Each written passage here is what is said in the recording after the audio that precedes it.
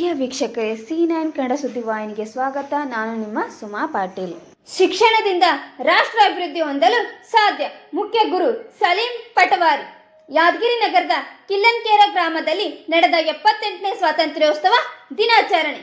ನಮ್ಮನ್ನು ಒಡೆದ ಆಳುವ ನೀತಿಯನ್ನು ತ್ಯಜಿಸಿ ನಾವೆಲ್ಲರೂ ಒಂದಾಗಿ ಹೋರಾಟ ಮಾಡಿದ ಪ್ರತಿಫಲವೇ ಇಂದು ಸ್ವಾತಂತ್ರ್ಯ ದಿನಾಚರಣೆಯ ಸಾಕ್ಷಿಯಾಗಿದೆ ಎಂದು ವಿಶ್ವ ಭಾರತಿ ಶಾಲೆಯ ಮುಖ್ಯ ಗುರುಗಳಾದ ಸಲೀಂ ಪಟಾರಿ ಅವರು ಇಂದು ನಡೆದ 78ನೇ ಸ್ವಾತಂತ್ರ್ಯೋತ್ಸವ ದಿನಾಚರಣೆ ಉದ್ಘಾಟಿಸಿ ಮಾತನಾಡಿದರು. ಹಲವಾರು ವೀರ ನಾಯಕಿಯರು ತಮ್ಮ ಜೀವನವನ್ನೇ ಪಣಕ್ಕಿಟ್ಟು ಬ್ರಿಟಿಷರಿಂದ ಮುಕ್ತಿ ನೀಡಿ ನಮ್ಮ ಭಾರತ ದೇಶಕ್ಕೆ ಸ್ವಾತಂತ್ರ್ಯವನ್ನು ಒದಗಿಸಿ ಕೊಟ್ಟಿದ್ದಾರೆ.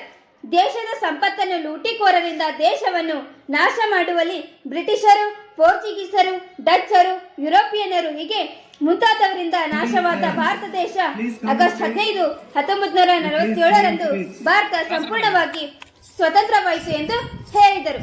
ದೇಶದಲ್ಲಿ ಭ್ರಷ್ಟಾಚಾರ, ಅತ್ಯಾಚಾರ ಹೀಗೆ ಮುಂತಾದವುಗಳು ಹೆಚ್ಚುತ್ತಲೇ ಇದ್ದಾವೆ. ಸಂವಿಧಾನದ ನಾಮಕ ವ್ಯವಸ್ಥೆ ಮಾಡಿದ್ದಾರೆ. ಅಂಬೇಡ್ಕರ್ ಅವರ ವಾಣಿಯನ್ನು ನೈಜಕಾರಕ್ಕೆ ಬಂದಾಗ ದೇಶಕ್ಕೆ ನಿಜವಾದ ಸ್ವಾತಂತ್ರ್ಯ ದೊರಕುತ್ತದೆ. ದೇಶದಲ್ಲಿ ಮಹಿಳೆಯರಿಗೆ ಸಂಪೂರ್ಣವಾದ ಸ್ವಾತಂತ್ರ್ಯ ಇನ್ನು ಸರ್ಕಾರ ನೀಡುತ್ತಿಲ್ಲ ಎಂದು ಕಣ್ಣೀರಿಡುತ್ತಾ ಮಾರ್ಮಿಕವಾಗಿ ನುಡಿದ ಶಾಲೆ ಶಿಕ್ಷಕಿ ಶ್ರೀಮತಿ ಜ್ಯೋತಿರವರು ಹೇಳಿದರು. ಈ ಸಂದರ್ಭದಲ್ಲಿ ಶಾಲೆಯ ಸಂಚಾಲಕರಾದ ಆನಂದ್ ರಾಥೋಡ್, ಗ್ರಾಮ ಪಂಚಾಯತಿ ಅಧ್ಯಕ್ಷ ಪುತ್ರ ಮಲ್ಲೇಶ್ ನಾಯಕ್ ಕುಡ್ಲೂರು, ಮಾಜಿ ಅಧ್ಯಕ್ಷ ಮರೆಪ್ಪ ನಾಟೇಕರ್, ಗ್ರಾಮ ಪಂಚಾಯತಿ ಸದಸ್ಯರಾದ ಬೋಧಿನ್ ಕಣ್ತೂರ್, ವೀರಲಿಂಗಪ್ಪ ಪೂಜಾರಿ, ಅಲ್ಲಾವುದ್ದೀನ್ ನೀಲಹಳ್ಳಿ, ಸಾಬು ನಾಯಕ್, ಮಹದೇವಪ್ಪ, ನರಸಪ್ಪ, ಬಸವರಾಜ್, ಭೀಮಣ್ಣ, ತಿಪ್ಪಣ್ಣ, ಚಂದ್ರಪ್ಪ ದೋತ್ರೆ, ಹುಸೇನ್ ಸಾಬ್, ಜಯವಂತ್ ದೊಡ್ಡಮನಿ, ಅಂಬಣ್ಣ ದೊರೆ, ಸಮನ್ವಯ ಸೇವಾ ಸಂಸ್ಥೆಯ ಅಧ್ಯಕ್ಷ ಡಿಕೆ ದೇವೇಂದ್ರ, ಭೀಮರಾಯ, ಕೃಷ್ಣ ಚವ್ಹಾಣ್, ಮಣಿವರ್ಧನ್, ಗಂಗೋತ್ರಿ ಮತ್ತು ವಿದ್ಯಾರ್ಥಿಗಳು ಪಾಲ್ಗೊಂಡಿದ್ದರು. ವರದಿಗಾರರು ಪರಶುರಾಮ್, ಕಿಲ್ಲನ್ಕೇರ್, ಬಂದಳ್ಳಿ, ಯಾದಗಿರಿ. ಸ್ವತಂತ್ರ ಅಂದ್ರೆ ಏನು? ಎಲ್ರಿಗೂ ಸ್ವತಂತ್ರ ಬೇಕು.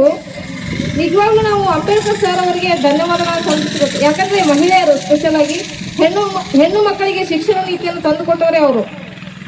ನಾವೆಲ್ಲ ಅವ್ರೇನಾದ್ರೂ ಆ ಕಾಯ್ದೆಯನ್ನು ಜಾರಿಗೆ ತರಲಿಲ್ಲ ಅಂದ್ರೆ ನಾವು ಇವತ್ತು ಇಲ್ಲಿ ಇರ್ತಿರ್ಲಿಲ್ಲ. ಈ ಶಿಕ್ಷಣವನ್ನ ನಮ್ಮನ್ನು ಕೂಡ ಬಿಡಲ್ಲ. ನಮ್ಮನ್ನೇನಪ್ಪ ಅಂದ್ರೆ ಒಡೆದು ಆಳುವ ನೀತಿಯನ್ನು ಮಾಡಿ ನಮ್ಮ ಮೇಲೆ ಕಾನೂನನ್ನು ಏರಿ ನಮ್ಮನ್ನು ಏನು ಮಾಡಿದವರು ತಮ್ಮ ಗುಲಾಮರನ್ನಾಗಿ ಮಾಡ್ಕೊಂಡ್ರು. ಅದು ಬ್ರಿಟಿಷರ್ ಆಗಿರ್ಬೋದು, ಯುರೋಪಿಯನ್ ಆಗಿರ್ಬೋದು, ಫ್ರೆಂಚರ್ ಆಗಿರ್ಬೋದು, ಎಲ್ಲರೂ ಕೂಡ ನಮ್ಮನ್ನು ಗುಲಾಮರನ್ನಾಗಿ ಮಾಡಿಕೊಂಡು ಅವರು ಹೇಳಿದ ಮಾತನ್ನು ಕೇಳ್ತಕ್ಕಂತ ಪರಿಸ್ಥಿತಿ ನಮ್ಮಲ್ಲಿ ಬಂತು.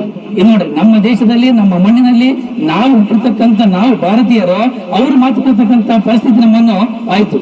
ಅದರಿಂದ ನಾವು ಇವತ್ತು ಮುಕ್ತಿಯನ್ನು ಹೊಂದಬೇಕು. ಮುಕ್ತಿಯನ್ನು ಹೊಂದಬೇಕಾದ್ರೆ ಆ ಸುಮ್ಮನೆ ಅವ್ರು ಬಂದು ನಾವು ಸ್ವಾತಂತ್ರ್ಯ ಕೊಡ್ತಾರಲ್ಲ, ತೋರಪ್ಪ ನಿಮ್ಮ ದೇಶದ ನಿಮ್ಗೆ ನೀವು ತೋರಿ ಸ್ವಾತಂತ್ರ್ಯ ಕೊಡಲ್ಲ. ಆ ಸ್ವಾತಂತ್ರ್ಯವನ್ನು ಪಡ್ಕೋಬೇಕಾದ್ರೆ ಏನ್ ಮಾಡಿದ್ರೆ ಮಹಾನ್ ವ್ಯಕ್ತಿಗಳು ತಮ್ಮ ಒಂದು ರಕ್ತವನ್ನು ಚೆಲ್ಲಿದ್ರು. ತಮ್ಮ ರಕ್ತವನ್ನು, ಪ್ರಾಣವನ್ನೇ ಮುನುಪಾಗಿಟ್ಟು ನಮ್ಗೆ ಸ್ವಾತಂತ್ರ್ಯವನ್ನು ತಂದುಕೊಟ್ರು.